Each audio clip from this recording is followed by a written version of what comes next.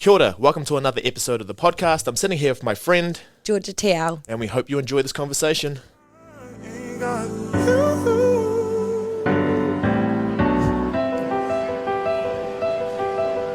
Someone pinch me. This is happening for real. I can't believe it. Or you can pinch me if you want. But this is, like, I've said this multiple times to multiple guests that I get on, but, like, that's after months of, like, trying to organize something. This is literally, like, it feels like years now. This has been a year. Yeah, at least. Yeah. And we've had the full conversation before, and then we were just like, yes, we're ready to go. And then just everything happened. Everything and nothing happened at the same time. But what's been going on? Oh, in the last year, so much. Yeah? Yeah, I'm pretty sure we caught up in April last year. About that, yeah. And now it's almost April again.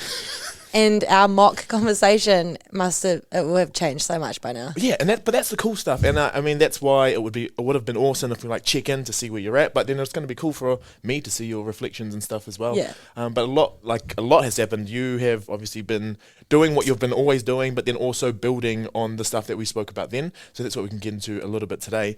But how have you been? Because like since then we went through a lockdown. Yes. Yeah. So how's everything else been? Good. Yeah. Good.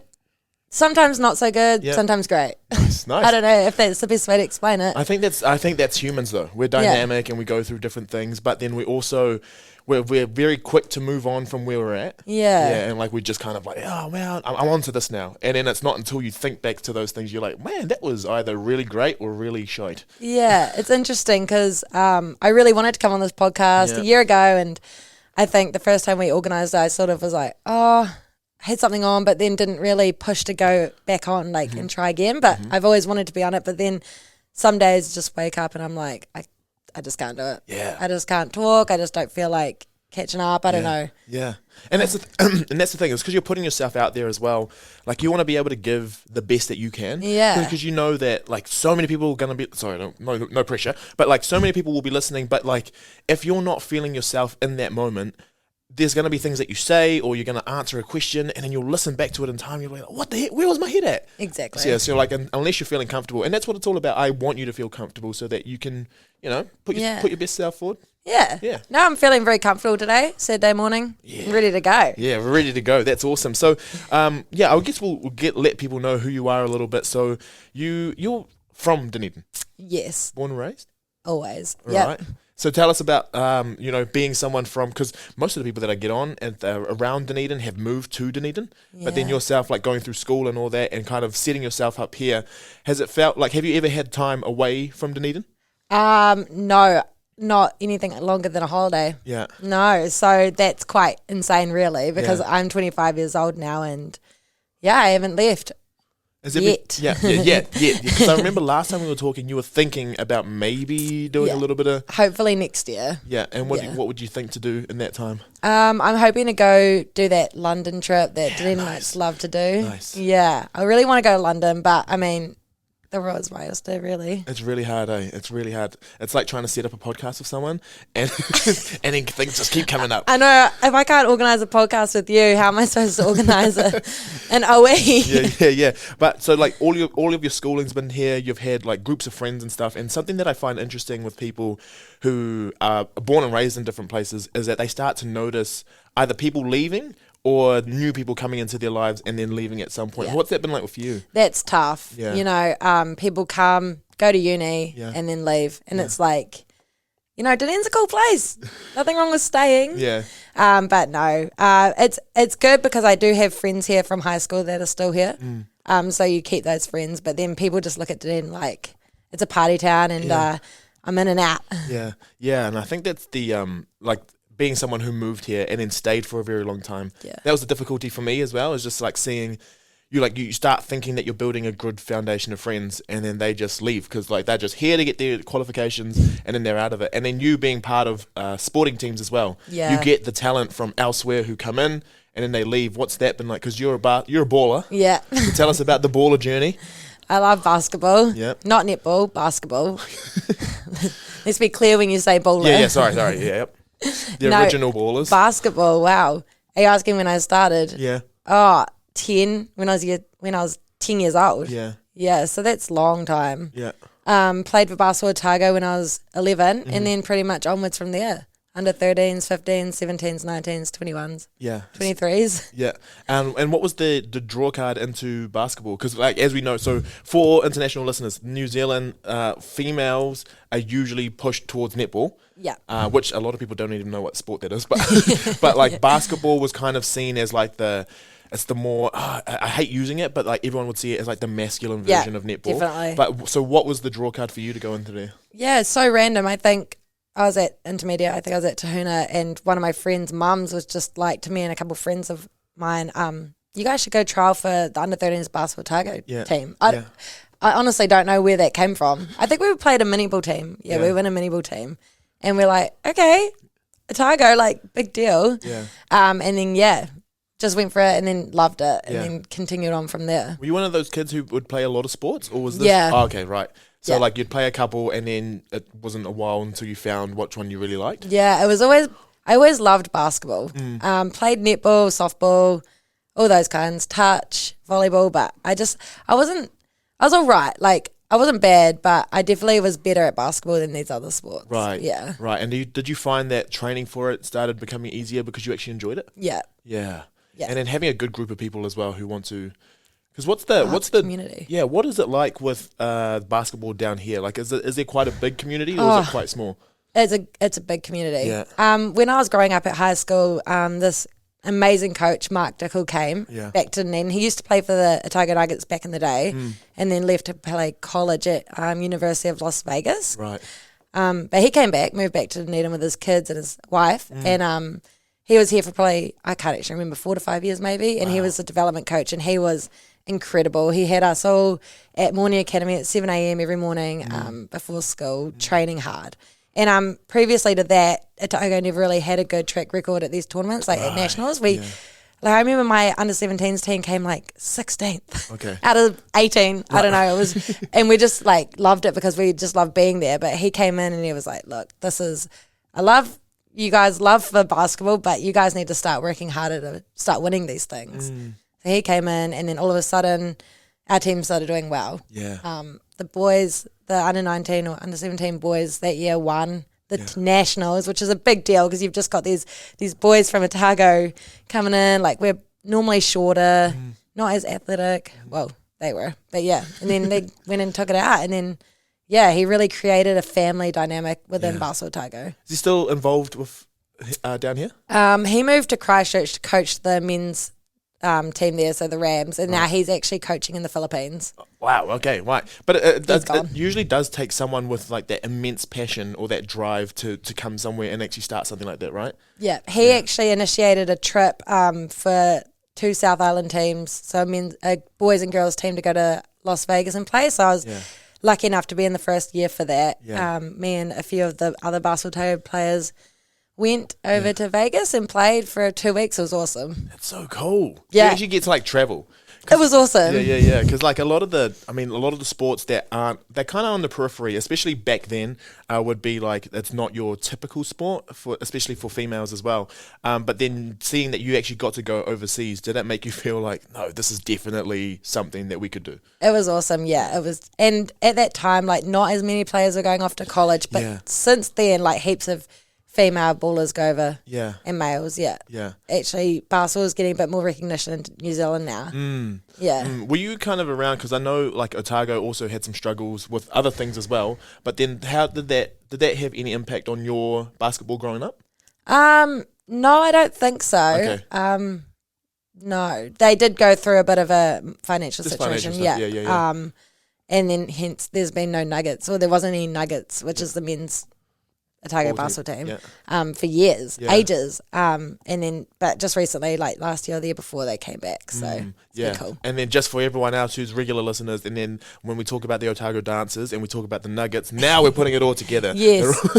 They're all coming together now. That's cool. And so part of that, you also join a club. So like most things, you'll have a club team after your high school balling. And what made you decide to go to the mighty Southpack? Southpack. Yeah. Yeah. How did that happen? I think Otago Girls is under Southpack. So actually just went into it from there. And I just, best family dynamic in that club. I just love it. Yeah, because I gravitate. Well, a lot of my friends played for Southpack, either if it's rugby league, and that was the cool thing about it. I think is that they had an overarching like umbrella club, which is Southpack, and then they had all the different codes in there. So like you actually join that family. Yeah, that's really, really cool. So how long have you been playing for them now? Just straight out of high school? Yeah. So if I'm not counting high school, because that was more playing for Otago girls. Yeah.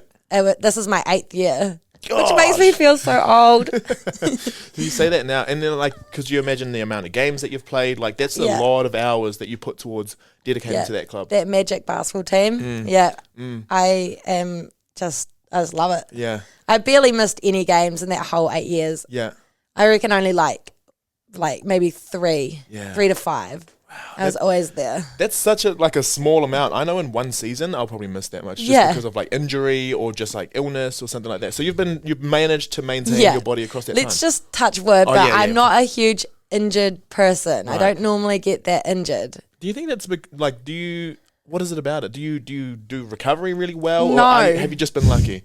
Lucky. Oh, okay. Lucky. I was trying to find your elixir because I am the king of injuries. No. I reckon we're just born ready we're either going to get injured or we're not. Yeah. And once you get that first one, it's a huge cascade from there. I got concussed once, and then, that's probably the worst thing that's happened to me. Wow. Okay. Yeah. Week concussion. Yeah. 2 weeks off. That's it. Yeah. And then part of that as well, you start studying, and because I think there's a mindset in most people's minds where they get into something, and if you have that kind of competitive edge about you, you're like, where could I take this? And then it's easier to like put all your eggs in one basket. But after high school, you also decided to study as well. So was basketball was it always kind of like a hobby thing, or was it something that at one time you decided I'm going to try and give it everything? Well, because I played for the women's team, the Otago Gold Rush, I did a few years ago. For a while, I did want to pursue like maybe going to college after high school, but honestly, just not good enough for that. I wasn't good enough for that. Aside from not being skillful enough, I'm also quite short. Right. So when you're short, you've got to make up in other areas. So you've got to be an elite shooter or have like, I don't know. Just everything. Great like, ball handling. Yeah, unreal handling, or even like defensively, like being able to strip, intercept. You need to be the fittest person on the court. And like, I don't know, maybe you always look back and you're like, okay, I probably could have become one of those things if I'd gone every day, twice a day at the gym. But I don't think that basketball ever really, I didn't want it to overtake my everything else. Yep. So if you want to be great at something that's like, anybody could go to college for basketball, but they've got to really like put in the work. Some people need to put in more work than others, and that's fine. But I wasn't willing to miss my friends' 18th birthday parties. I wasn't willing to do that. But when I look back, I always almost think, oh, what if? Right. Okay. What if? But you have gotten to a stage of like proper acceptance of it, and like you still enjoy the game. Yeah. Yeah. It was like a hard pill to swallow. I think a couple of years ago. I was in the team that went to Auckland, and we stayed there for 2.5 weeks. It was just one big tournament up there. This is like the COVID year, but they managed to get a wee mini 2.5 week tournament for the women's teams. And I think I thought I was going to play more than I did or get more minutes. And when I didn't, and when a couple games I didn't suit up, that was a hard pill to swallow. I think that really hurt, and it took a long time to recover from. But I think from that I realised, like, okay, you need to put your eggs in other baskets in life, i.e. study, working, and then still have basketball, but don't stress about it. Don't think, I want to get on the court more. Sure. It's like, okay, well, could you have put in more work before this? Yeah. There are a few mindset things I just want to ask before we go into the study stuff, because like this is something that I think a lot of people will go through at some point. And it's not in the sporting field. It's just like, it's not rejection, but it's like not quite achieving what you thought you could kind of get out of it.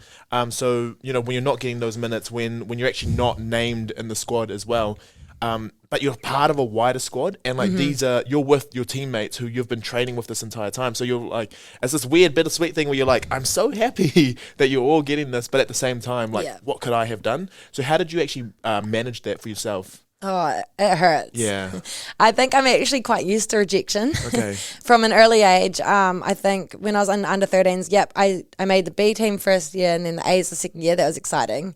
And then I remember making the under 15 B team for the first year, and that was the first time I was like hurt. I was like, oh, like Right, because you definitely thought you were capable of A's, yeah. I was hoping for it. Yeah. But then I made the A's the next year. So then you climb back up. Yep. And then the next heartbreak was there was like this New Zealand team that goes and plays Australia called the Koru team. Right. It's not actually a New Zealand team, but it represents some kind of New Zealand, I don't know. Yep. Going over, and I was like, come on. Like I honestly 100% thought like I'm making this team. Yeah. And I didn't make it. I remember my mum rang me, and I just that feeling inside, and you just like, oh, I want to give up. I want to give up so bad. But then it's like, oh, you know what? No, I'm not going to give up, and then get back into it again.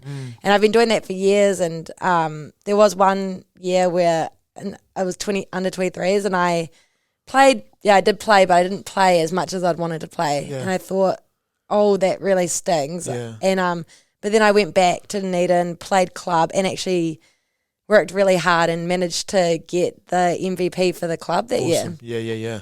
And things like that, you just think, wow, I'm so happy I didn't give up. Yeah, because you're right. There's two ways you can go. There's like the okay, I'm not good enough, and then you just like drop off forever. Yeah. But then there are the times where you're like, okay, I wasn't good enough then, but these are the things that I can do. And sometimes when you get really good feedback, it's easier to do that. Were other people like supportive and actually helping that journey? I have this one coach, his name's Greg, and he is amazing. Just pulls you up. He's an icon of basketball Otago.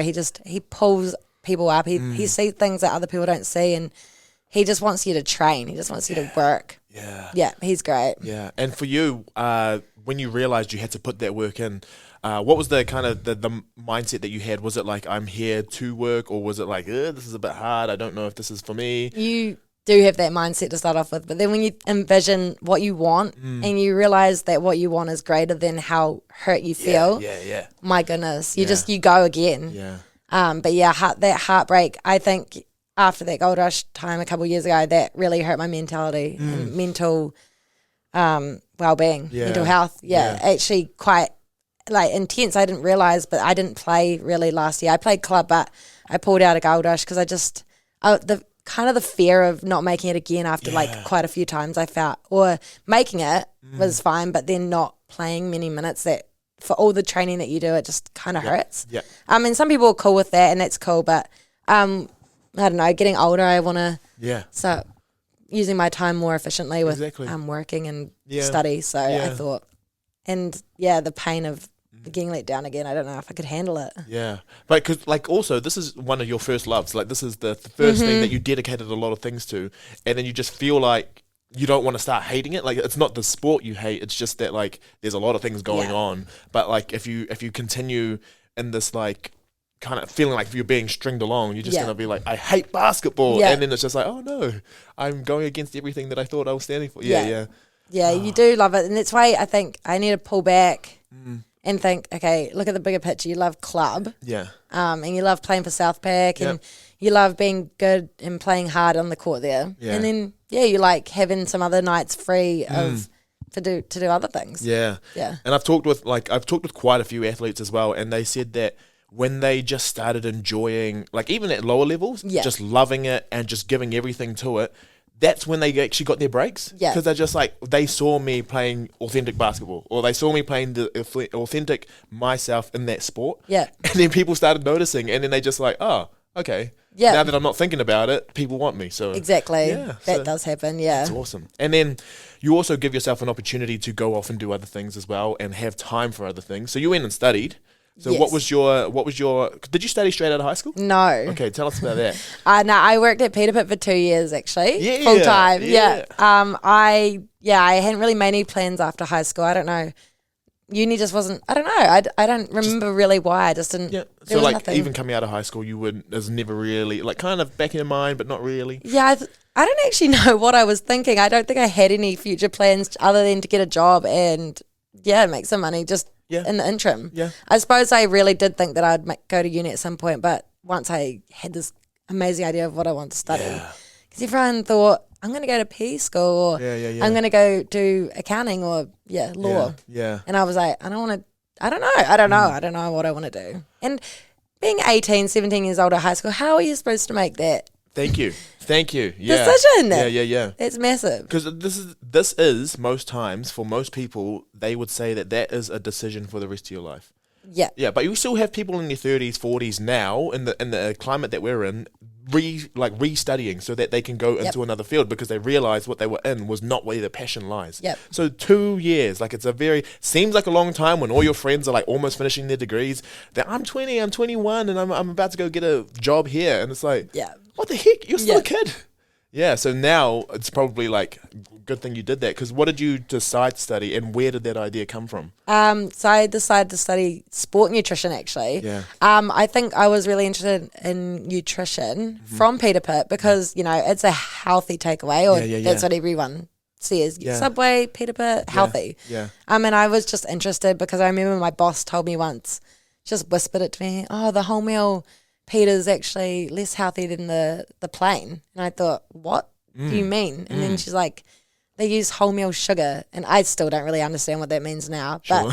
But I just remember being so confused and thinking, what do you mean? Yeah. And then I thought, I mean, as a basketball player at that point, I just wondered what could fuel my body the best. I just have no idea. The internet's full of lies and truths and all the in between, and you don't know what to believe. Yeah. Even through high school, I always wondered, what am I supposed to be eating? They tell you things when you're a kid, and then you find out 10 years later, oh my God, remember when we used to eat that and think it was good for us? Yeah. And I just hate that. I just hated the fact that I didn't know. So I really just thought, you know what, I'm going to go study sport nutrition. Yeah.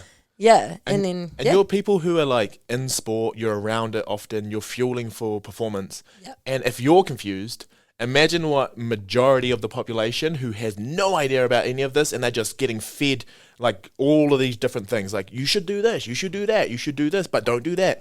And then you're just like, if I'm this confused, how are they meant to be navigating this? Isn't it insane? Yeah. All the different theories on what you should be eating. Yeah. Like all those fad diets, I just can't believe it. There's so many. Yeah. Yeah, and I think to myself, I feel like everybody else knows how much I know now, but I forget that people don't. Yes. Yeah. Yeah, that's where a lot of us fall down, especially people who want to help people, is we just like learn so much and we know it, we're learning every single day. And then when we come back to like talk with different people, well, how did they fall for that? And it's like, they have no baseline knowledge. Yeah. So like, this is where you can come in and actually make a bit of a difference. That's cool. Well, their baseline knowledge is the internet. Yeah. I do see some true things on there, and then you just see something that's garbage, and you're like, oh, why would they not believe that though? Of course they're going to believe that. Yeah. I would have believed that too. Yeah. Yeah. And even during your time, so this is actually a really cool topic to talk about, and I'm not sure how much we'll get into it, and we won't rip anyone out as well, but that's the term like nutritionist, and you probably learnt that in sports nutrition and all that sort of stuff. There's no real, I think it's only dietitian is the one that you have to be registered for.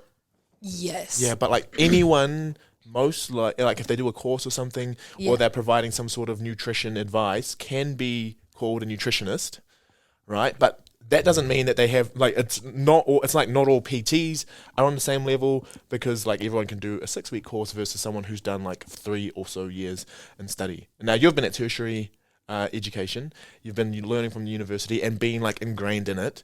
What do you think you've taken away from like your actual studies?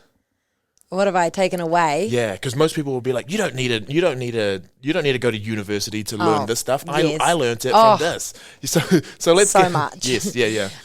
Well, yeah. So you're right. Anyone can call themselves a nutritionist, even someone that hasn't done a course. I could just say like I'm a nutritionist because there is no.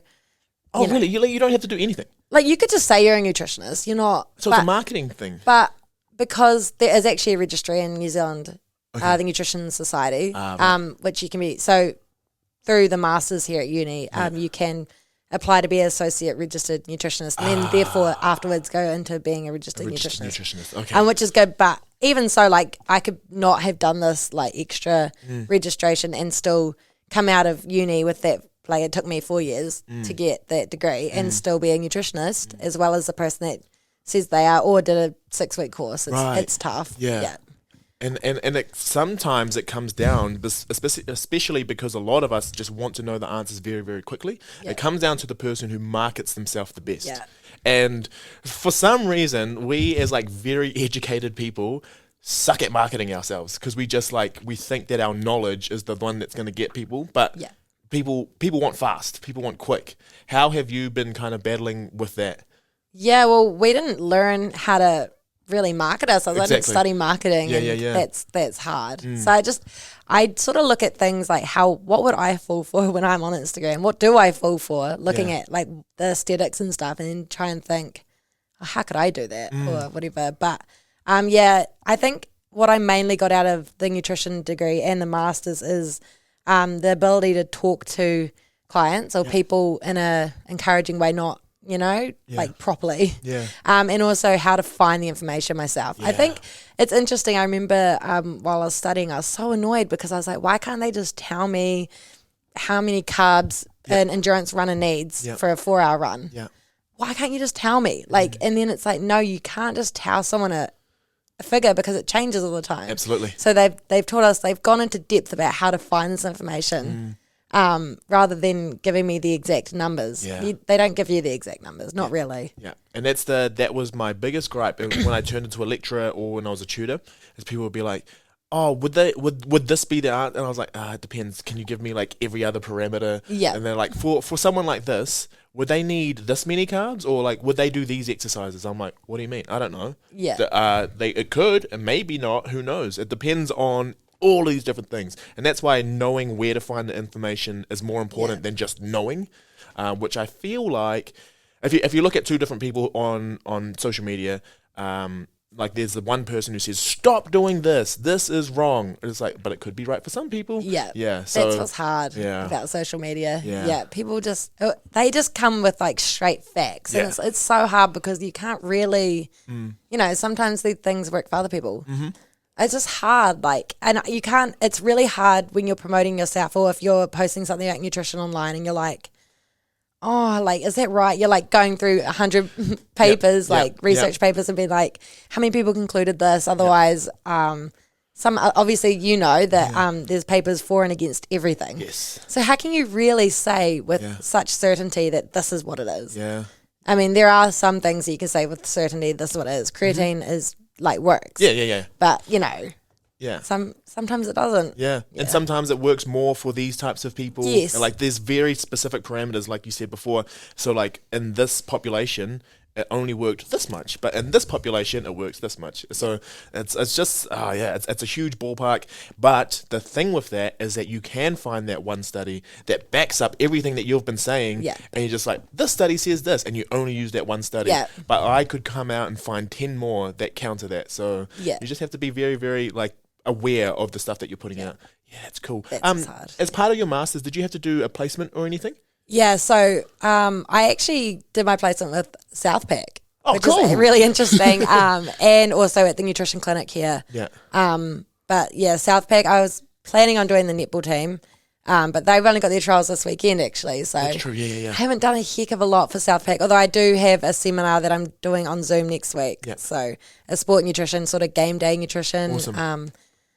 Quick seminar for anyone that tunes into it, really. Yeah. But otherwise, I've actually done more of my work through the nutrition clinic. So just random jobs come through and they're like, can anyone do it? I'm like, yes, I'll do it. Like random sports teams come and need something. And And through that, like what types of work have you been doing? Has it been more prescription stuff, or has it just been general guideline stuff, or a bit of mix? Just random, like, for example, one of the lecturers' friends' daughters. Oh, wow. Got a concussion a year ago, I think. And she's been having headaches still. Wow. And she just posted into our group, can anyone do some research about maybe nutritional help for a long-term concussion, because the doctor told this person to go on a keto? a low inflammation diet.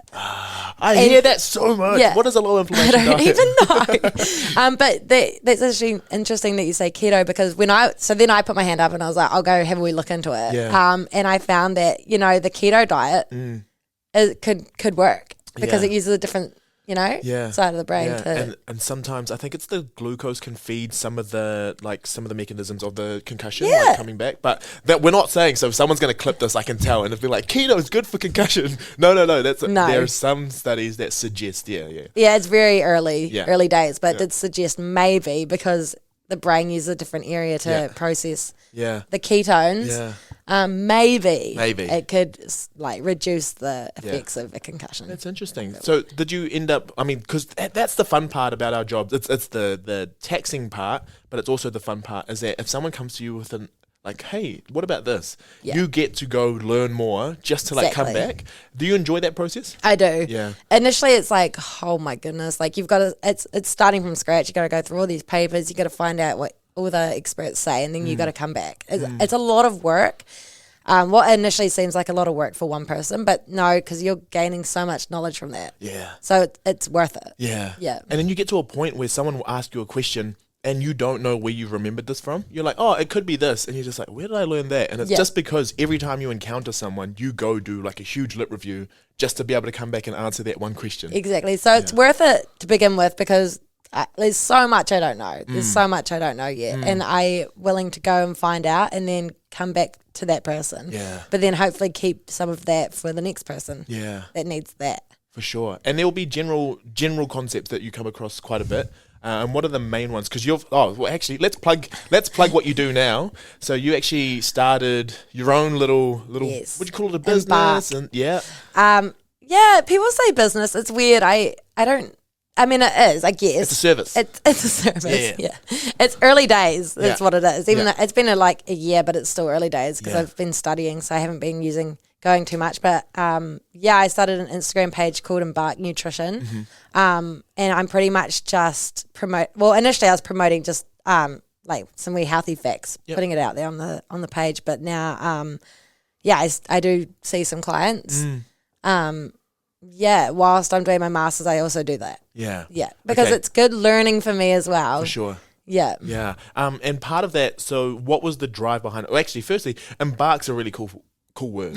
I remember when you like started your page, I started saying it heaps, like, oh yeah, embark on this journey and all that. Why was embark the word, or like how long did it actually take you to come up with a word? I knew you'd ask that. I have no idea. I was just thinking of like, I honestly was just thinking of like random words that sort of were, I don't know, like something to do with a journey or, you know, being on a nutrition like journey. It is a journey. It's it can be so hard sometimes. And I thought, I don't know, lots of names were taken already.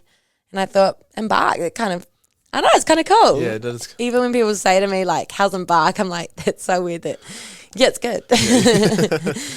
Yeah. And like, so part of that, were you always planning on eventually being able to take clients on? Or was it just going to be for information or a bit of both? I think I was always planning on taking clients on. I always wanted to help people because I used to want nutrition help all the time. Like I've been to like 3 nutritionists in my life before I started studying because I just wanted help. Yeah. And I just didn't know. Yeah. And so I was like, I've always wanted to help other people figure it out. And I guess I studied sport nutrition as my main degree. Oh, I just stuttered. Yeah, you're right.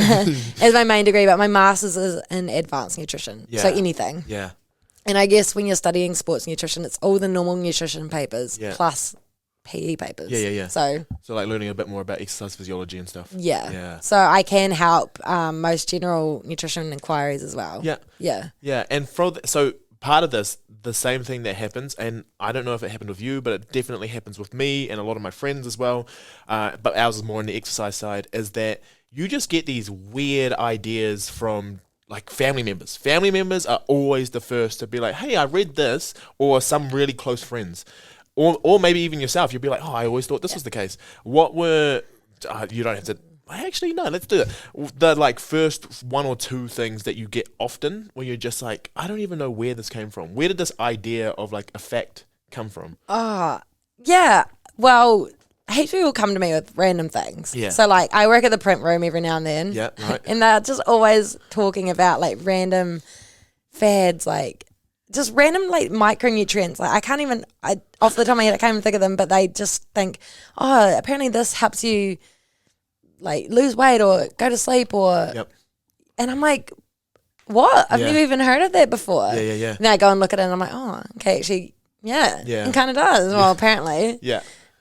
For your overall understanding, though, of nutrition, let's just say, like, because there's always going to be principles. You always have your main principles so that people can, like, follow, and these are the things that are most important down to, like, the least important stuff. Do you have, like, a hierarchy of things that we should be focusing on first before we even get to, like, the supplement that we're using or the smallest micronutrient of all time? So, like, going from the most important to then those smaller things. So most important would be vegetables. Yeah, right. Vegetables. Yeah. Why do people not think that vegetables are important? Because I can get it in a greens powder. No, but yes.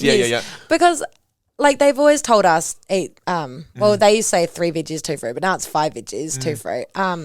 Because like they say it for a reason. And I think like people will be like, oh, I don't eat very well. I probably have like a veggie a day. I'm like, okay, but why? Yeah. Like is it because you don't see results immediately so you think it's not that important? But trust me, like in 30, 40 years time, like it will make a difference. So yeah, I'd start with veggies and fruit, and then like, so just really just looking at the main things, veggies and fruit, and then there's grains. Yep. So you 6 grains a day. Yep. It's a lot of servings of grains. It's lots of bread, nothing wrong with bread. Okay, nice. No, keep it coming. Brown, like grain bread. Yep. Not the white death. Yeah. That one. Oh my gosh. White death. Yeah. And yeah, so for anyone that just wants like baseline nutrition help, you just got to go to the Ministry of Health guidelines. Yeah. And they've got the nutrition guidelines. Yeah. And that is just general good nutrition that you should be aiming for every day. Even athletes, just before they start taking on other things, supplements. You know, supplements is at the top of the pyramid of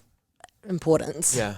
Probably the smallest, probably the smallest actually triangle, the UFO above the pyramid. Yeah. Like it's a speck at the very top because you haven't got any of the rest of stuff. I mean, you don't actually need supplements unless you've got like a goal of, I don't know, if we're talking like a gym bunny, if you want to gain more muscle, be stronger, then there is a place for protein if you don't want all the other extra stuff, or you don't want too many calories, or creatine. There is a place for those, but if you're just a general person just wanting to be or exist in a healthy body, normal, you don't need supplements. No, you don't need them. No, it's like that, and it depends on where you get it. And the reason why supplements are pushed so hard, and you'll have the other narrative, is because we now have a huge multi-billion-dollar company or enterprise, which is, I think it's nutraceuticals. They've made up a word where it's like nutrition supplies and all that sort of stuff, and that's why they think they'll make you believe that supplements are the most important. It's the biggest conspiracy theory of our time. So like just the small basics. And do you think that half the reason people will look to that stuff is because that seems sexy? Yeah. Because like, eat your veg, eat the basics. That's not sexy. That's not cool. Yeah, I won't be ripped by Friday. I want to show people on my Instagram that I'm mixing some awesome collagen powder with my greens powder, with my red powder. Yeah. And then drink it with water. That looks so, that makes that person look attractive, healthy. Yeah. I'm not going to show you I do on my nutrition page, my ugly breakfast with my toast and avo and gherkins and stuff. Yeah. So and I think it comes down to a lot of people wanting results fast. Yeah. Yeah. Which is not. That's not. Yeah. So when you start dealing with people, how do you break that mindset that, well, for like the motivational interviewing that you're doing, just like your consultations with people, what are your like techniques to actually start getting people to look long term? I suppose you've just got to point out that results don't happen overnight. Yeah. Like for anybody. And even if they saw it on social media, like there'll be something going on. Yeah. Like I guarantee people that lose that like weight fast, lots of people, not everyone, but lots of people won't be eating more like much at all. Even if they pretend like they are, they're not. And that can cause fast weight loss, but like in a very unhealthy way. Yeah. So you're losing fat and muscle, and that muscle is what can keep you eating more. Yeah. So you want to maintain that. Absolutely. So, and also most people like give in. Yeah. Even if they get a weight loss and they've like pulled back their calories so much, and then when they start building it back up, they start putting on weight because they don't have the muscle anymore. Yeah. So trying to break down the mentality of like, I want results really fast. It's like, okay, no. Yeah. But we can do it reasonably fast. Depends what fast is. Like 2 months. Yeah. Is that fast? In the scheme of things, it's fast. Yeah. Well, like realistic expectations and stuff. When people are like doing these challenges and they're like, oh yeah, I want to try drop 2 kgs a week. I'm like, 2 kgs a week? I'll be lucky if I do 2 kgs in 6 months. But like, that's maintaining most of my lean body mass as I'm doing that. And what people don't realize is muscle is the most metabolically active tissue in the body. So if you can keep more of it, you'll actually lose weight faster. Not that we're about losing weight, but like, it's good. It's good to keep your muscle. Yeah, Muscle's it is. Great, yeah. You shouldn't actually aim for too much more than 0.5 kgs per week. Yeah. 0.5 to 1. Yeah. Any more, you're definitely losing muscle. Yeah. And even for the woman that is scared of having muscle mass, muscle is great. Yeah. Muscle is great. It will help you burn, it lets you eat more. Yeah. And I love eating, so I love having muscle. Yeah, and then getting into working with elders as well. Like muscle mass is one of the highest predictors of your longevity of life, your quality of life, and everything. Because like if you fall, you can catch yourself, and you just are more robust as a human if you have more muscle. Yeah, but I'm scared of getting bulky. Is that going to happen if I'm a woman and I'm working out, but I don't want to do weights because I'll get bulky? What's that like? How do you get that often? Yeah. People are, and that's sad. Yeah. That's really sad. It's really, really hard as a woman to get bulky for a start. I mean, you've got to be eating a lot of food, working out a lot, putting that weights up really, really high, and taking supplements. Naturally, we can't really get really bulky. Yes. We don't have enough testosterone. Yep. Is that right? Yep. Now I'm diving into your field. We're just having different types. Yeah, different hormonal profiles as well. Yeah. But then also, like, I'm not using myself. Actually, I'll use myself as an example. I've been working out and doing all of this for over 12 years, and I'm still not at that bulky. And I've been trying. I'm like, if you find out how to do it, I'll take some too. You're not going to get bulky. You're not going to look masculine. Yeah. If you're going to do some weights training, like there's so much more than just like how you look as well. It's all about being healthy, and I guarantee you're not going to look bulky. Yeah. You'll look lean and fit. Yeah. Yeah. Yeah, that's cool. And even if you don't look that way, even if like it shouldn't always be about the way you look. Yeah. It should not be about the way you look. Yeah. It should be about being healthy. Yeah. And feeling good. Yeah. Yeah. Because I think about this often, and like people who don't eat vegetables, and I remember just like working with some people and just like, oh, maybe we like do a little bit of walking or anything. Yeah. And for them, just like how much it changes their world, like how they feel. They're like, I feel so great. And it's like, and we didn't have to do like anything like huge. We just started these small things. Yeah. So when people come to you, what are the first things? So besides adding those vegetables, like they'll come to you with expectations of X, and then you chat with them to make them feel like, why? What's that? So I suppose if they come to me for something, I'll sort of find out more about that. Yeah. And then, I mean, if it's, 9 times out of 10, it's weight loss. Yeah. It just is. Unless it's an athlete, of course, it's different for them. But I'll just like really bring it back down to the basics. Yeah. I'll be like, do you eat every meal? Like, do you skip meals? What do your meals look like? And then it's normally just about getting in those small good habits and removing the bad ones. Yeah. Often people a real common one is people try not to eat too much throughout the day or just not eating. Yeah. And then they get to the end of the day and they're just like ravenous. Yeah. And they will go and eat way more than they would have had they had breakfast and lunch. Wow. And then I pretty much just get them to incorporate a good amount of protein in each meal. Yeah. You know the one. Yeah. Add in veggies. Yeah. You can have veggies for breakfast. It's quite easy. Yeah. Well, because all of those sorts of things as well, like what people don't understand is that they like actually add towards satiety. Yeah. So like you feeling full because you're filling yourselves up, but you're also getting micronutrients from it, and then protein also releases slower. So like you're feeling more full for a longer period of time. So. And fun fact, of course, if you have protein in the morning, a good amount, it's shown to reduce your sugar cravings later in the day. Awesome. So for anyone that's not, eating breakfast, sometimes they get that real sugar craving at 3 p.m. You always hear about it. Yeah. How do I avoid that craving or even that late night craving? Yeah. Yeah. Yeah. And for that as well, I think maybe when we talk about different macronutrients, people don't even know what they are. I know. This is the thing. I forget what people don't necessarily know yet. Yeah.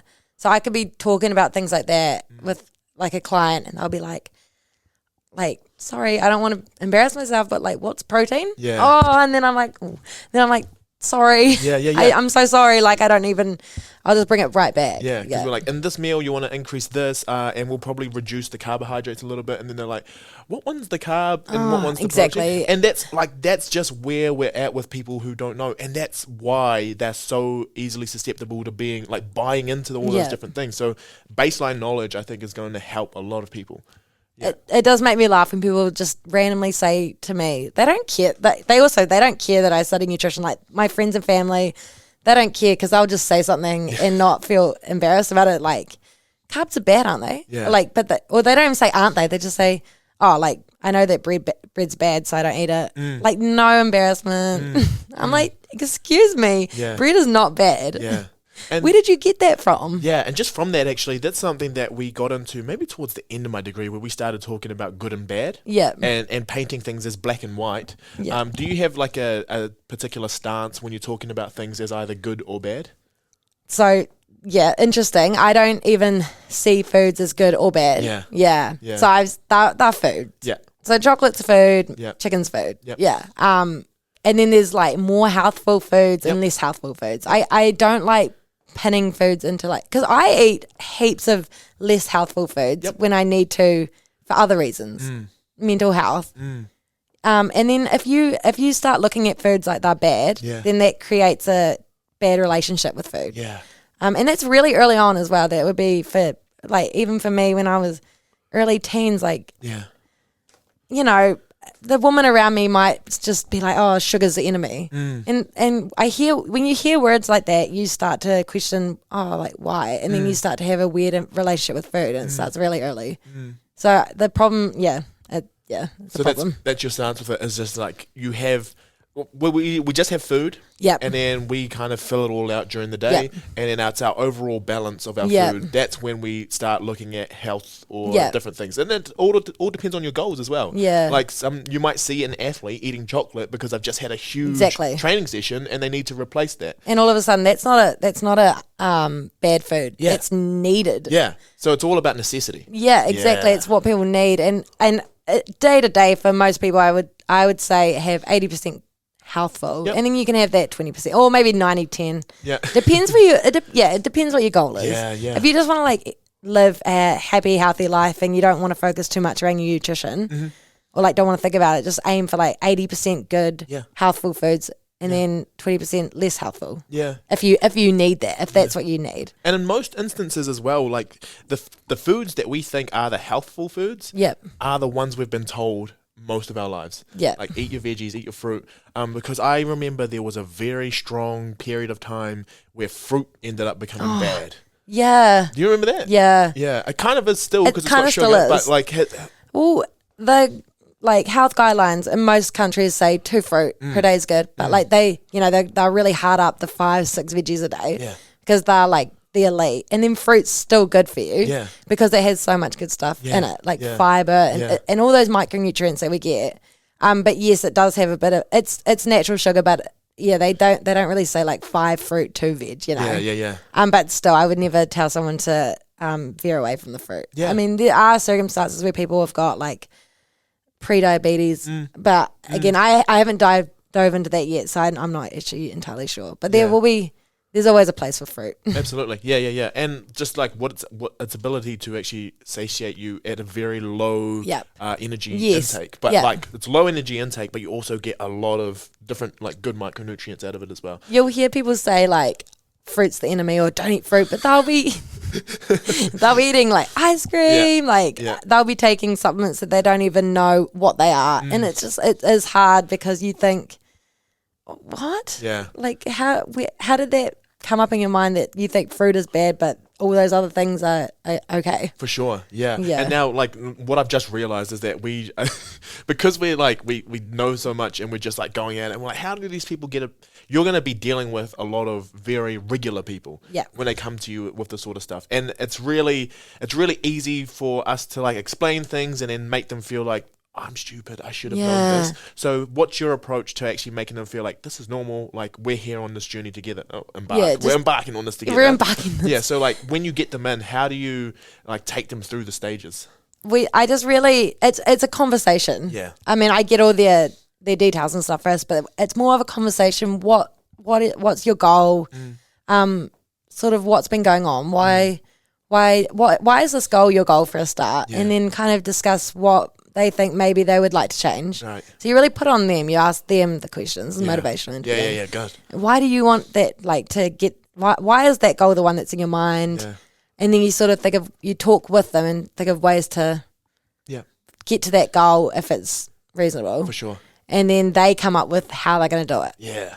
It's all on them. Absolutely. Yeah. Or Tricks of the trade. Yeah. And then when you do you do check-ins with them regularly or? Yeah, it's actually quite different with it depends who it is. Yeah, it's very different. I don't have anything like set in stone. It's sort of more for what works for them. Yeah. Yeah, so some people like being checked in with every week. Some people like regular, like if people want a food plan, they like regular changes because they get bored of it, which is fine. Yeah. And I had an athlete in Central. She, it was meant to be 100-mile race last weekend. I know that's 161 kilometers. Yeah. But that got cancelled. So she managed to make up 161 Ks over 3 days. She designed her own race. Yeah. So she did the 50-mile race, which was still on. Yeah. And then she made up 2 more days. I know. So for her, like it was more like really looking into how much, like her trainings, and then actually talking to her about her initial nutrition. She wasn't eating enough. And I was like, we don't even need to worry about race day nutrition yet. We need to sort out your nutrition. Yeah. You need to eat more. Yeah. And she's just like, she's chilled. She just had no cares about nutrition or never really focused on it. She just sort of ate when she needed to. Yeah, and just on that with people not eating enough, because I find that most people you deal with, they think about like, how can I cut more foods out because I want to get shredded and like it's a very, I think I'm eating too much because I'm too big. Yeah. But do you think that a lot of it does come down to just people not knowing, or do you think some of it does come into also kind of self or consciousness about like size? Yeah. Body size. Yeah. And like people just think if someone's big, they must eat heaps. It's terrible. Yeah. And then people, I think sometimes when people try and lose weight, they just, if they're doing it on their own and they don't have any ideas, sometimes they're not eating enough and they're not losing weight, but there are reasons for that as well. Yeah. There is, like your body goes into survival mode. Like it tries to hold on to everything. Yeah. Your fat stores, everything. Yeah. So there's just, they don't go about it the right way. Absolutely. Yeah. We were designed to go feast and then famine. Yeah. And now we're getting fed so often. And that's why I think a lot of people in their head, they skip a meal and they're like, oh, that's fine. That's good. I'm moving towards my goal of losing weight. But there are so many other processes that happen when you eat that food that it all goes down, and like your overall kind of like there's checks and balances. Like your training will go down because you're not fed enough and then you're not expending as much energy. So like it all plays into each other. Yeah, and more times than not, like if someone's trying to skip meals to reduce how much they eat in a day, they're gonna binge somewhere. Normally, it's gonna come out. Yeah. So it's being able to. It all comes down to really just loving yourself. Yeah, like loving your body. That's what I've come to realize the last few years. Like my mindset around body image has changed a lot in the last few years, just personally and just in general. I think if you're eating well, or if you eat well most of the time, you exercise, you look after yourself, like body, like who cares what, just love yourself. Yeah. And when you do realize that you love yourself, like it's game changer. Yeah. And then you want, if you love yourself and you care about yourself, you want to feed yourself the good stuff. Yeah. You want to move the body. Yeah. Like it's all about, Yeah. And I think the first time you get in touch with your body as well, like the first time you really know what it feels like to feel like, oh, I feel great. Yeah. You start chasing that feeling a bit more. Like you don't care what you're looking like. You're like, I feel like crap now. I need to get back to where I was when I was feeling great. Yeah. So you're doing things for yourself to get to that state rather than what you look like. Exactly. I mean, I've had bodybuilders on this, shredded, and they said at that time they hated it. They hated it. I'm like, so why are we going towards this thing if it's making people feel like shit? That's what I'm very careful when I'm working with people that just because like they shouldn't be aiming for this because they want to love themselves this way. They should love themselves already. Yeah. And just be helping them like do something good for their body. Yep. Yeah. You've got to be very careful with how you talk to people because weight is quite a big thing. Yeah. You don't want to, because, I don't know. It's hard. Yeah, I feel you. But like, I think if you are helping people with that relationship with themselves, like other things happen as well. If they can now go to social events and they can actually eat the food that's there. They don't have to bring it in a Tupperware. You don't want people to be doing that. And that's a big thing that I've learned is like I have to be more than nutritionist. I could tell you what I've learned and be like, right, to be perfect, you have to eat this, this, and this. And with no idea on their mental health and you've got to really take in everything. Yeah. Like you've got 3 kids and a husband. Maybe, so I should give you something that you can have with everybody else. Yeah. So you can cook it for everybody else as well. Like I can't make them go and eat something else. Like that just doesn't work. Yeah. Because I mean, that's the thing is like food is a like it's a sacred thing for a lot of people. It is. Like culturally as well. Yeah. You've got to be aware of that. All these things. Yeah. So and this is why it frustrates me that we have people who just say they're a nutritionist and they've never really dealt with people before, but they're giving out, these cookie cutter plans to everyone. Oh, so I hate it. Let's go. Oh, no, just why, like, just people that send out the same plan to everybody. In what world? In what world does that work? Yep. You could be giving the same plan to a slight 60 kg 17-year-old girl as an 80 kg strong man. Yeah. And just maybe altering a couple wee things. It doesn't work. I hate seeing that. I hate seeing that. Yeah. And some of these, so now let's just crush some of the challenges, but this is something I've been talking about for ages, but just what happens physiologically and what people take advantage of. So if you put say you put that 80 kg man on the 60 to something you're giving to that slight woman's same diet plan. They lose 3 kilograms in that first week. Oh my gosh, I'm losing so much weight. It works. But in 1 week, what's actually happening? You're probably like losing water stores because you're like taking in less sodium and your glycogen's actually depleting. But I'm losing 3 kgs. And then it doesn't happen the next week or the week after. So, I have to go harder. I have to miss this meal. I have to work out this many times. And then, it just this is what gets me about some nutrition pages that get more people coming into them because they post their clients 4-week transformations, hopefully with their consent. But, this 4-week change is amazing. It looks great. I need to go see this person. And they really use that to market themselves. Whereas, like, I don't know how I feel about people posting people's transformations. Hopefully they've asked for them, but all the time just to get more clients. I mean, I've fallen for it before. For sure. When I was younger, I did go see someone that I looked at their page and it was incredible. I saw so many transformations in such a small time. I'm like, that's got to happen for me.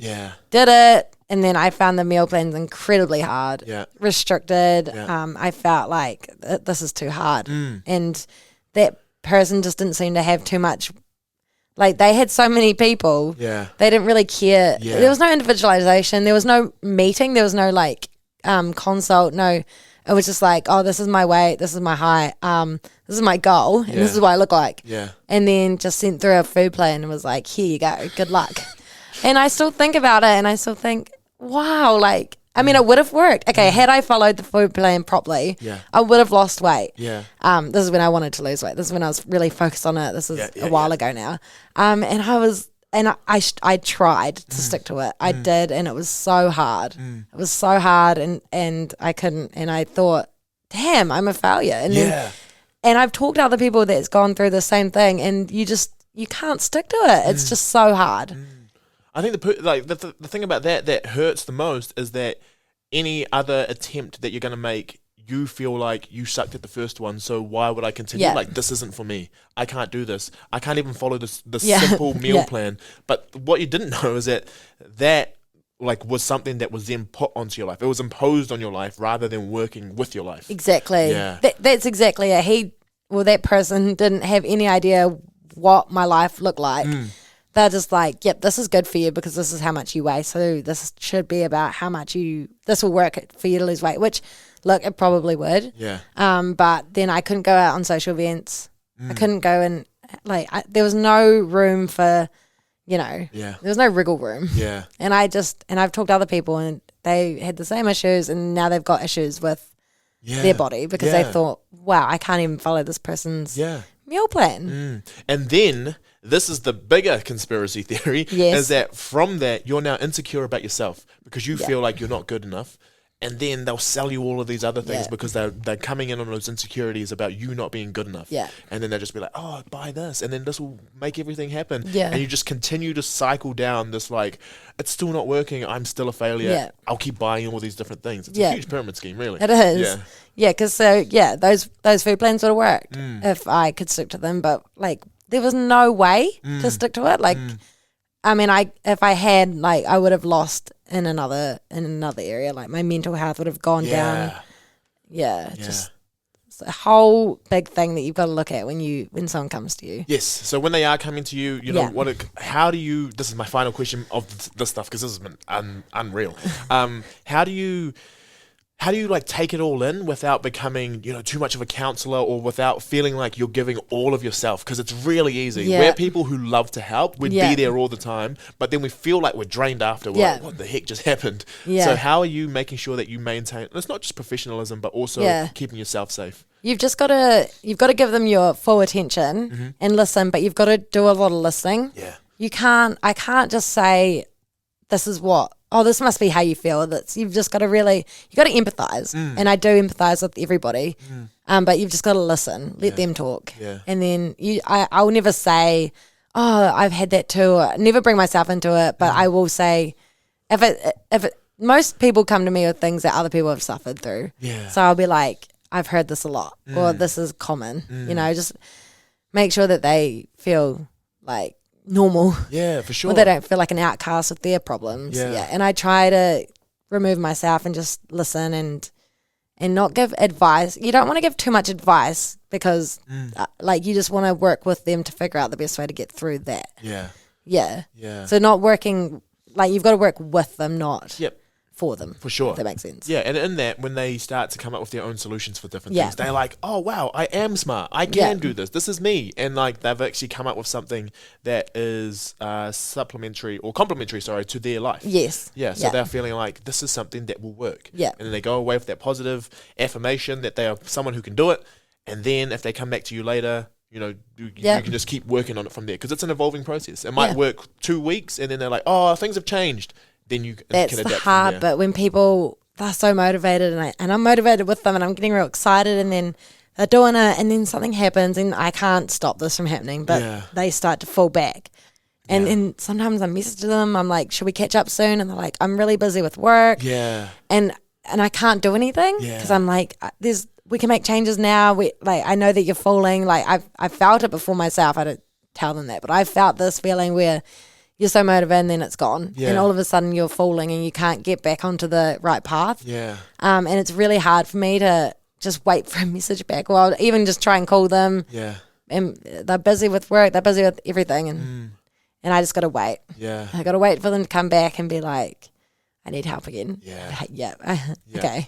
And that's the thing is they'll come to you when that time comes. And hopefully it's not out of a place of shame. It's out of a place of feeling like I'm doing this for myself. Because it's so normal though, isn't it? Like you're on the right track. Like there's so many things I've seen online where people, they've got the infograph or just the graphic and it's like the road to success and it's like up and down and it's so accurate though. It's and so sometimes true. the down goes for ages and you think that you're never going to get out and you may never reach where you were when you were up. But if you're relative to where you were, it's higher than where you were. So we just, just roll with it. Yeah, roll with it. And as long as people know that things take time, good things take time. It just, if you keep going, it's like putting on muscle. That takes a long time. Yes. It takes you see people's 12-week changes or 8-week or 4-week changes and you're like, how did you get all that muscle mass? They lost weight and look at that muscle mass that you just got. And it takes years. Yes. Same for, just nutrition. I mean, it doesn't take years, but you've just got to stick with it. Yep. You do have to just stick with it. And then hopefully by the time you've worked with someone for so long, you've actually taught them tangible things that they can do every day. So when you go away, they have things. They know in the morning that I make sure I set up these things or they have ways of prepping their meals over time, but also what should consist of a good meal. If I work out, what types of things should I be eating after? But they can do it without needing that guidance anymore. I do tell them, like, I often do give a lot of tips, like, it's pretty easy if you just make, like, do this, and then they're like, like small switch ups, like butter and margarine, or like different sauces, like small things that, like, I'll just tell them that they could do that if they want to, and then by the end of it, they should be living in a healthier way just by knowing themselves. They don't need to, and like things are constantly changing in the nutrition world. But things do stay the same. Like vegetables are good for you, and like spreading your meals out, and protein's good, and it's pretty easy to keep on top of. That stuff's so, oh gosh, I could talk about this for hours, and I'll go just a little bit more, before the final question, and this is more to do with when you are giving tips to people, but also knowing that things are changing, when people themselves, start feeling like they want to do things because they've seen them online. When they say this to you, they're like, so you're giving them things to do, and they're like, hey, but I saw this. How does that conversation happen? Because it's easy for us. Like, I was so guilty of this for a very long time. I'd be like, that's stupid. Nah, don't. But like, sometimes you have to like let the kid go have a look first to see if it's good for them. Like, how do you approach that? I'll say, it depends what it is. Like, if I actually had never heard of it before, I'll be like, oh, that's so interesting. I've never heard of that. I'm going to go have a look at it. And then I'll go and actually look at it. And I'll be like, oh, it's early days for that, and it probably isn't. That probably doesn't work. Or if it's something crazy like, I know, like water diet. Have you heard of that? Please, the water diet. Please tell me about this water diet. Just drink water. Oh, That's it. Nothing else. Right. Like, don't eat anything. Just drink water for days. What? Okay. Yeah. Sure. A water diet. Right. Yeah. So it's literally what you thought. Yeah, and people think, things like that. I just. How do you, look, everything works for some people. Yes. So, maybe you saw this really quite large person go on a water diet. Oh, yeah. Of course, you do have the stores on you to exist and live. But that's just not a good idea. Yeah, also you start hating yourself. Like, who doesn't want to eat, like, ever? Have you been hangry before? I get hangry in the smallest moments. Me too. Yeah. I think apparently, if you fast for that long, you lose that hunger. Adaptation, but I just, like, what do you think? What's that? A water diet. A water diet? Yeah, you're not eating anymore. Yeah, my first thing would just to be to like, that's so silly. Yeah, but then I would just say my first thing that I do with most people, and this is how I do it all the time, or like people say, I'm doing these exercises now, I'm working out this much. I'll just be like, how's it going for you? Yeah. And then after that, I'll let them talk. If they say, yeah, I think so, I'm like, oh, cool. Yeah. And then when they realize how it's going for them, they might come back to me and say it was great. Yeah. Or they might just be like, that was horrible. Yeah. And some people just have to find out. Yeah. Yeah. There are some crazy things though, and I try not to be like, that's ridiculous. Yeah. Because who am I to say that's ridiculous? Exactly. It's probably not ridiculous to someone that it worked for. Yep. But I will be like, that probably worked for that person because of A, B, and C. Yep. And for you, I'm not sure if it would work because of A, B, and C.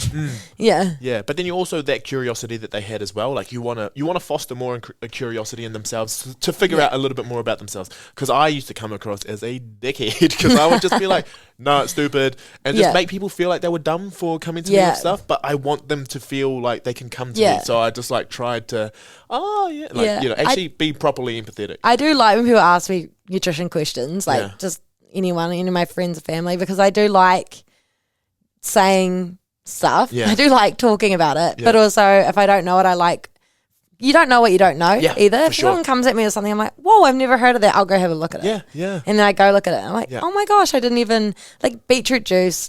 Do you know, lots of people know about beetroot juice and endurance. Like I didn't know about it until a couple months ago when someone talked about it, and I felt stupid. I was like, what? Yeah. And then I went and looked at it. I was like, wow, that actually is a thing. And I think in my first year of study, so 10 years ago, there was preliminary data about beetroot juice. Oh, okay. Yeah. Okay. For nitrous oxide release. Yeah. Yeah. Okay, cool. Great. Well, I'm late to the party. No. But that was like very, very preliminary. So it must have like started gaining more traction over time. I haven't caught up with it, but. Oh, yeah, no. Yeah. Well, things like that. Yeah. See, I'm not at the party yet. I'm still finding these things out. But you're never, that's the thing, is like we're in this world where we're never going to know it all.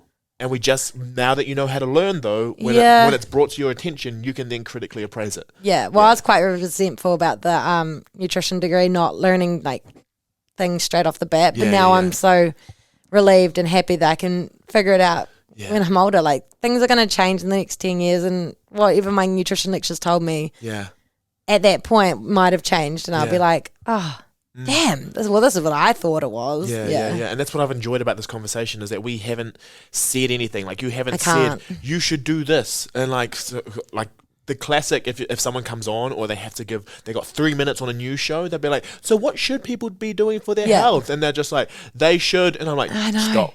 I know. Well, I'm always impressed with those like people when they know what to say in that point, because like I can't tell anybody what they should be doing. Like it's going to change anyway. So like you can't. It's crazy to me that people can be so direct with They can be just so clear and so really believe that that's exactly what you should be doing. Yeah. I'm like, wow.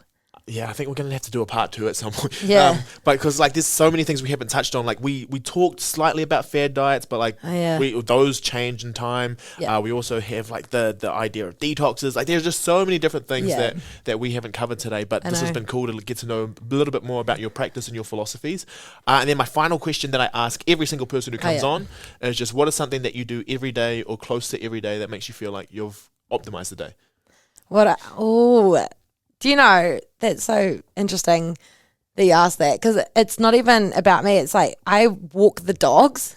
Yeah, nice. And I'm like, even if I got a walk out of it, but like they're so happy. Yeah. They're so happy. Yeah. Yeah. I think that explains why you probably enjoy your like helping other people, is because you see the benefits that they get out of it, and you're just like, oh yes, I was part of that. And another one, which is probably more accurate, is and I don't do this every day, but getting up early. Yep. Like I don't do it every day, but when I do it, it is life changing. Life changing. You just feel so much better in the morning getting up. When we talk early, how early are we talking? I'm doing like actual like 5:36. Yeah. No, not 5. 5:30. Okay. 5:30 is a push as right. As long as it sound cool. Yeah, okay, it's more like 6 o'clock. Yeah. That's early to me, by the way. Okay. Because sometimes I'm up at like 9, 10, and immediately the rest of the day is just for sure. Yeah, I think getting up with the sun. Isn't it incredible? Yeah. Like me and my flatmate used to just go and watch the sunrise, and like the feeling the rest of the day, I'm actually so happy to be alive. Yeah. It's an insane feeling. Yeah. You get your coffee, you watch that sunrise. It's a beautiful day at St. Clair. Yeah. There's seats there. You just sit and watch it on beautiful days, and nothing beats it. I can't believe it. It's so good. No, you're so right. Yeah. I think you feel like you've awoken at the right time, because sometimes when you wake up like 9 or 10 and the day's been happening, you feel like, I don't know if it's just because I'm the type of person who would just get FOMO. Yeah. I'm like, I've missed out on so much. Like everyone's been doing stuff. Yeah. So you know, when people posting the beautiful sunrise, you got 10 people posting it on Instagram or whatever, and you're like, oh my gosh, I was sleeping. Yeah. Sleeping. Yeah. What am I doing? Yeah. And because I think I get up around 6 most days, just to like, because I have to before work. Okay, let's go. Like just before work. But like on the days that I feel like I'm going to have a little bit of a sleep in, I just like, I feel like I'm hours behind the 8 ball. Right, like I'm just, oh my gosh, I've missed out on so much. Yeah. And I'm rushing and everything. But if you give yourself that time, you're like actually one with everything. So you get up at 6 every day? Yeah. Yeah. How do you feel for that? Great till 4. Yeah, and then it comes down, doesn't it? Yeah. But yeah, no, it is really, really nice. But that's only something that I implemented this year. Okay, yeah. So I was a like 7:38 wake up. Yeah. And now that I've like pushed it back because work and everything, and now I'm just like, wow, I should have been doing this since forever. Do you find that makes you feel better getting up early? Absolutely. Like at the point of waking up, I genuinely am just like, I want nothing more than to go back to sleep. Yes. But you get through the first 5 minutes, and like then you've got the day. That's the thing, yeah. Like it's that small bit of discomfort. Yeah. And then after that, like it's really a tiny little part. And then once you're moving and everything happens and your body realizes it's awake, it's like, oh, we're doing this. Yeah. Yeah. And the last thing, because I'm giving you 3 answers. Yeah, go for it. Thanks. It would be just starting the day off with like heaps of water. Oh, yeah. Like just you need to start hydrated. Yep. You obviously you get dehydrated across the night, and dehydration. I could go into dehydration. I'm not, because we've been going for an hour and 15 minutes. It doesn't even matter. Keep going. But no, because just dehydration just is not good for you. Yeah. It affects your mental ability. Like you can't study as well. You can't play sport as well. Like it's just not good. And if you get in like 2 cups of water in the morning ASAP, then you're on a good start. Yeah. And then just keep drinking all day. Yeah, so just for the like people who maybe they don't drink any water through the day, and that's where you want to start it because they want to hit it. What are some things that you would suggest to like actually help them get that 2 cups in? Like, what's the easiest way? Just have a bottle? Have a drink bottle on you. Yeah. Even like I love like water. I drink a lot of water, but if I don't have my drink bottle on me, I'm barely drinking any water. Yeah. Like if you always have a drink bottle on you, you just think, oh, I'll have a sip. Yeah. Like, why not? Yeah. And then you're watching your water go down. And some people like having drink bottles that measure how much to drink and stuff. Whatever works for people, I guess. Yeah. It's one of those things where like some people will be like, that's obsessive, but to some people that's how their mind works. That's what actually prompts them to do it. So if it's working for them, it's working for them. As long as you don't get like crazy about it. I kind of think dehydration is kind of like eyesight. You know how people think their eyesight's fine, and then they get some glasses. Yeah. And then they're like, whoa, I can actually see the world now. Yeah. I think with like dehydration, people don't even realize that dehydration affects them. But when you start drinking water, it's funny. When you start drinking more water, you start getting thirstier. Yep. So it's kind of, it's actually really annoying. Yeah. So like, I drink heaps of water, so why am I still thirsty when I never used to drink water and I was never thirsty? Yeah. When you start drinking water, like you start to, get all the benefits of being hydrated. Yeah. And better skin. Yeah, everything. Like everything. Water is just such a beautiful thing. Like it's even it helps with the dietary stuff as well. Yeah. Because you actually feel satiated and Exactly. Yeah. You're right. And I feel like dehydration is the cataracts of the body. Yeah. Like you just like have this foam over everything else. Like you've just got to bring it back to the basics. Like caveman days, like they drank water. Yeah. They ate plants. Like Oh man. But yes, those are my 3 things. See, that would be me seizing the day. This was awesome. This was very, very cool. Oh man, this was worth the wait. This is well worth the wait. Yeah, it was worth it. You've obviously gone away. You've written down everything. We came in ready to go. No, but I've really, really appreciated your time this morning. Sorry we went really, really long. No, it's all good. Yeah, I'd happily go another couple of hours. But we should probably get you back on when you finish your studies, and then we'll see what you've been doing around the place and just discuss a whole bunch of new things. But really appreciate your time this morning. No, it's been awesome. Yeah, and really looking forward to hopefully getting this out to people and just feeling like, wow, I'm not alone in this world of not understanding nutrition. Yeah, so, food is our friend, not our enemy. I love that. I love that. Good place to finish. Thank you very much. Cool. Thank you.